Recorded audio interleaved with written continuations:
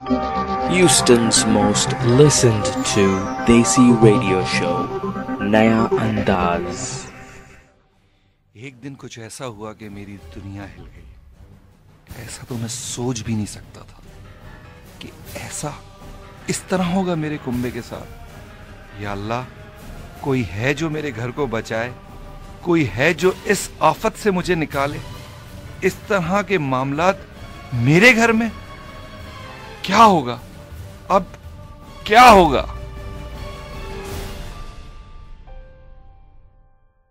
आप सब लोग सोच रहे होंगे कि अब क्या हुआ। क्या बेटी किसी के साथ भाग गई या कोई नया गुल खिला बैठी? हाँ, इस तरह के माहौल में होना कोई अजीब बात तो नहीं, बल्कि बहुत सारे लोगों के साथ ये हो भी चुका है। लेकिन मेरी कहानी में थोड़ा सा चेंज है। एक दिन जब मैं अपने एक इंतहाई शरीफ दोस्त की तीसरी दफा होने वाली बैचलर पार्टी में था और मेरी बीवी एक बेबी शावर, आजकल का नया चोचला, वहां गई हुई थी, तो पुलिस का फोन आया कि मेरे बेटे को पब्लिक प्लेस पर नाजेबा हरकत करते हुए पकड़ा है और उसके पास से चोरी के क्रेडिट कार्ड्स भी बरामद हुए हैं। मैं तो शर्म से जैसे गड़ ही गया। जब मैं पुलिस स्टेशन पहुंचा तो देखा मेरा बेटा एक जिप्सी लड़के के साथ गिरफ्तार किया गया है। अस्तगफिरुल्लाह। मैंने उसे बहुत डांटा और कहा, ऐसी हरकतों पर जमीन और आसमान मिलकर रोते हैं। क्या करूं, मार तो सकता नहीं था ना। यहां का कमाल ही है कि आप बर्बाद हो जाएं, इज्जत दांव पर लग जाए, आप बच्चे को मार नहीं सकते। और मजे की बात, बच्चों को भी पता होता है कि मुझे कोई हाथ नहीं लगा सकता। ये सही है या गलत, बहरहाल यहां का कानून यही है। और मेरी बेटी, वो तो यहाँ के माशरे में काफी सेट हो चुकी थी। एक दफा तो आतिफ असलम के कॉन्सर्ट के बाद घर ही नहीं आई। वो देर हो गई थी, फ्रेंड्स के साथ रुक गई थी, राइड नहीं थी ना। और फोन की बैटरी वो तो ऐसे मौके पर डेड हो ही जाती है। हम सब लोगों को ये तमाम बातें पता होती हैं, लेकिन हम लोग अनजान बन जाते हैं। और जब मैं बीवी पर चीखता कि ये क्या हो रहा है, मेरे घर में क्या बकवास है, तो वो बोलती, चीखो नहीं, मुझसे आज तक किसी ने इस लहजे में बात नहीं की। बच्चे हैं, अपने तजुर्बे से सीख जाएंगे। कल से ड्यूक भौंक रहा था, मैं तो पहले ही समझ गई थी कि इस घर में कुछ होने वाला है।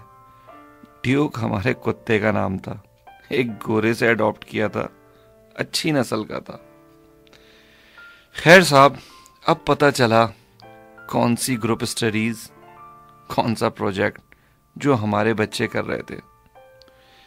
खैर, सारे बच्चे ऐसे नहीं होते, लेकिन हमारे इस तरह के निकल गए। मैं और मेरा घराना अमेरिका में रहते हुए अब मुकम्मल तौर पर यहाँ के रिवाजों में रच बस चुका था। बस थोड़े से कूल हुए थे हम लोग। अबे भाई, बड़े बड़े पड़े हैं यहाँ पे। लोग तो क्रेडिट कार्ड से बकरे की कुर्बानी और लोन पर हज कर रहे हैं, और बस चले तो ड्राइव थ्रू से जुम्मे की नमाज भी पढ़ लें, रश से बचने के लिए।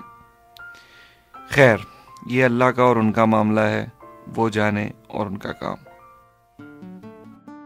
मैंने और मेरी बीवी ने सोचा कि बेटी की शादी कर देनी चाहिए।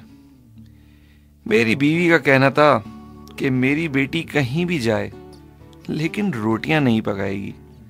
जो दुख हमने उठाए, बच्चे ना उठाएं। अब बताइए साहब, अपने मियाँ के लिए या घर वालों के लिए रोटी पकाना दुख उठाने की जिम्मे आता है। और डिमांड ये कि लड़का ऐसा हो जो जरा दब कर रहे, देसी लड़का नहीं होना चाहिए, और अगर हो तो बहुत देखभाल के, क्योंकि बहुत से देसियों ने पत्ते के चक्कर में शादी करके बहुत लड़कियों की जिंदगी बर्बाद की है। बहुत सी मासूम फैमिलीज इस ग्रीन कार्ड के चक्कर की भेंट चढ़ चुकी हैं। ये बात बिल्कुल ठीक है। ये तकलीफ दे मंजर हम सब ने देखा भी है और कहीं ना कहीं सुना भी है। बस अल्लाह ताला रहम ही करे। बहरहाल हमने रिश्ते दिखाने वाली के पास $150 फीस देकर नाम का इंदराज करवाया।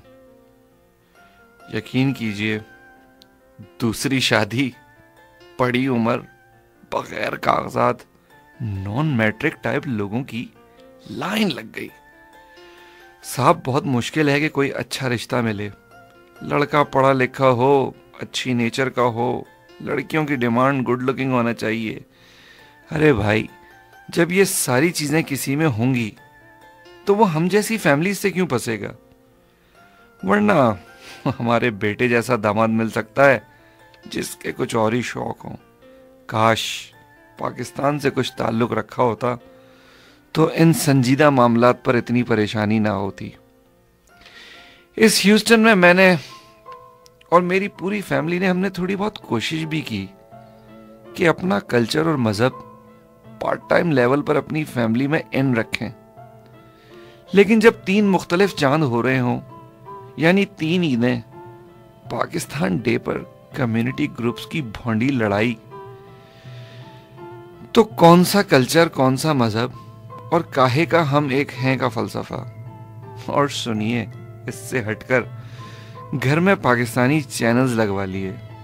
उफ, उर्दू जुबान में वो बातें की और दिखाई जा रही हैं हमारे चैनल्स पर कि बाबाए उर्दू मौलवी अब्दुल हक और बाबाए कौम कायदे आजम की रूह कांप उठे। यार, ये पाकिस्तानी फैमिली चैनल्स हैं। तौबा है, ड्रामों में क्या कुछ नहीं दिखाया जा रहा। जलजले के मंजर में भी बैकग्राउंड म्यूजिक है और बम फटने और लाशों के चीथड़े दिखाते वक्त भी चैनल्स का दावा है कि साहब सबसे पहले हमने दिखाया। या नातें तक तो म्यूजिक के साथ आ रही हैं। सही बात है, कौम का इखलाक बर्बाद करके जियो।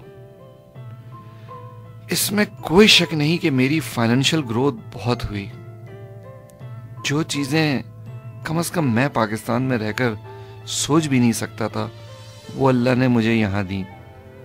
नाशुक्रापन अच्छी बात नहीं, ये मुल्क बहुत अच्छा है। आपकी अपनी चॉइस है कि आप क्या अडॉप्ट करते हैं, ट्रैश लोगों का ट्रैश स्टाइल या पढ़े लिखे लोगों का प्रोफेशनल खानदानी proper style. Up to you वाली बात है। मैंने और मेरी फैमिली ने कई दफा इकट्ठे बैठकर इन मामलात को हल करने की अदाकारी भी की, लेकिन बच्चे हूं हां करते, SMS करते रहते। हम सब एक दूसरे की बात ऐसे सुनते थे जैसे तरावी में खड़े हों कि रुकू आया तो याद आया कि अरे मैं तो तरावी पढ़ रहा हूं। बहरहाल साहब, इस नशेब फराज में कई दफा सोच आई कि यार वापस चलते हैं पाकिस्तान। लेकिन आसपास के दोस्त यार पागल हो गए हो, वहां भी सब कुछ यही हो रहा है जो यहां है, बल्कि यहां से ज्यादा है। इतने लोग मर रहे हैं वहां, बिजली पानी भी नहीं है। अबे भाई, सेल फोन छीनने पर तो बंदा उड़ा देते हैं वहां, गन पॉइंट पर पैसे छिन जाते हैं, सब मैस है वहां। जाहिर है, जब आप इस किस्म की खबरें सुनेंगे तो आप अपनी और अपने बच्चों की इखलाकी बलि चढ़ाने पर तैयार हो जाते हैं।